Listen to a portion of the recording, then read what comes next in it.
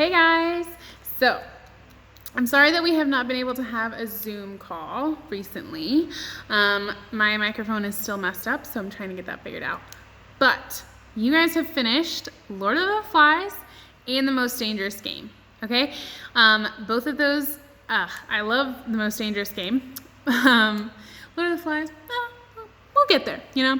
But because we haven't had a Zoom call, I have wanted to discuss with you, or I guess make this video to explain and kind of get you to understand the ending a little bit better of both of these stories.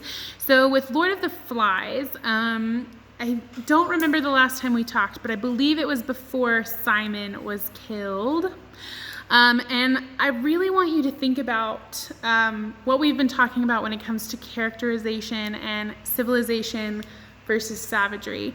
So when you hear that quote that I gave you for Lectio Divina, and you think about, okay, there's tearing and gnashing and biting, and they're killing this innocent boy because they think that he's a beast, right?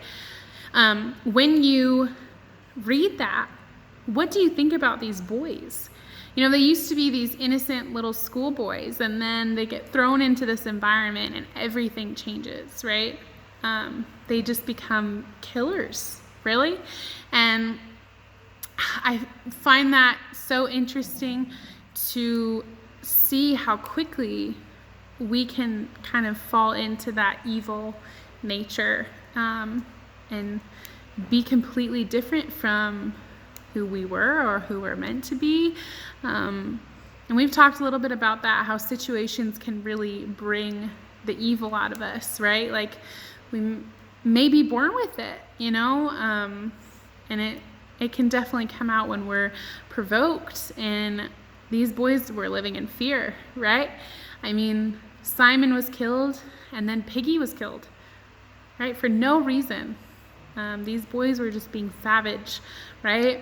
And then Ralph was saved miraculously, right? And this ending to this story, it's sad because it's not really satisfying, right? Like it says, you know, in the end here,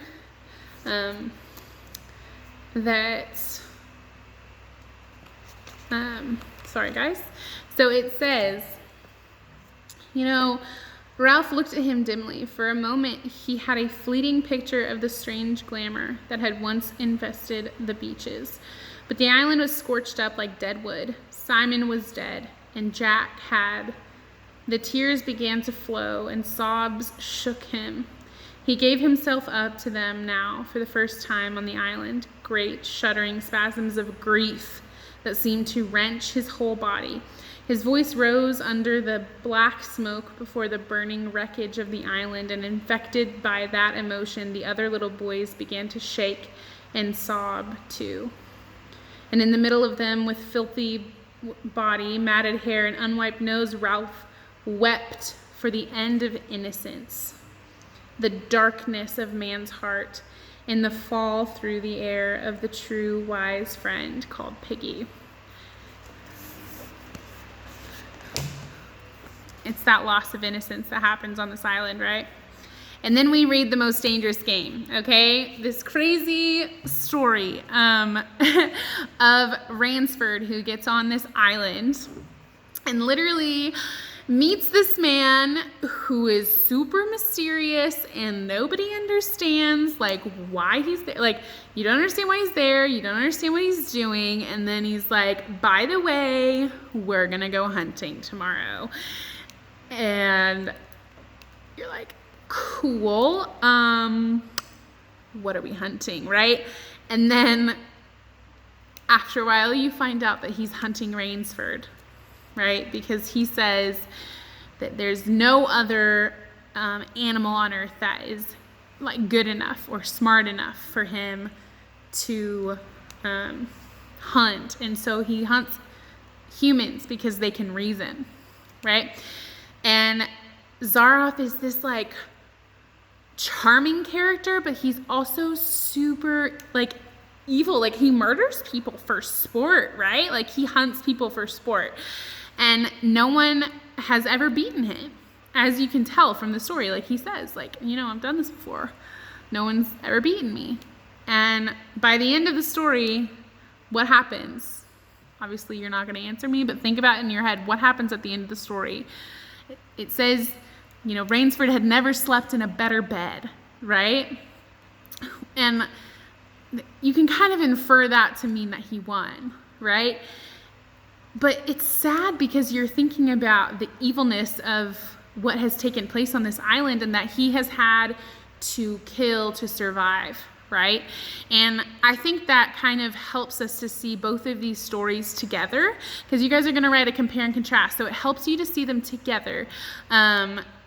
Basically saying, okay, what happens to us? What happens to our innocence, to our humanity when we are put in situations where we have to defend ourselves or survive or whatever?